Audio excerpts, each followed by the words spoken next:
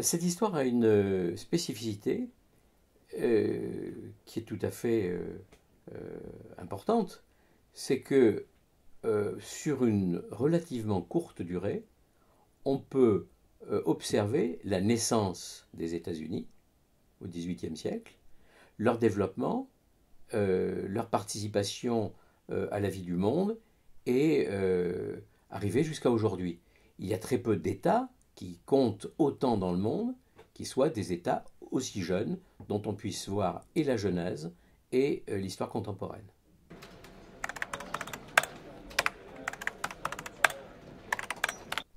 Alors parmi les éléments qui seraient constitutifs de l'identité des États-Unis, il y aurait cet isolationnisme.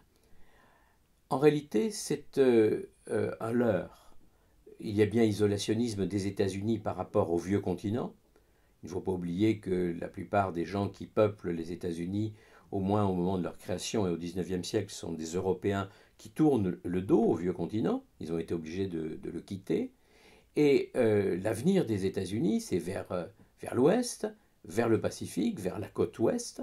Et donc, c'est dans ce sens-là que ça se passe. Mais en réalité, il n'y a pas d'isolationnisme. Il n'y a d'isolationnisme par rapport au reste du monde que de manière tout à fait relative. Et en particulier avec une chasse gardée américaine, c'est la doctrine Monroe pour le continent latino-américain, mais également pour le Pacifique, qui va être conquis peu à peu par les États-Unis. Et puis les États-Unis ne seront en dehors de la marche du monde que tant que ce ne sera pas nécessaire à leur propre existence.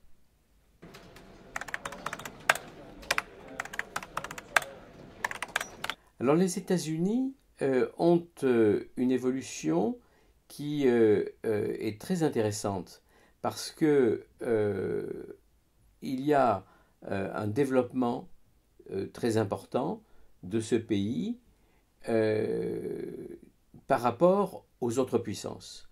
Pendant tout le XIXe siècle, les États européens, on parle à l'époque du concert des nations, ont l'impression que ce sont eux qui dominent le monde.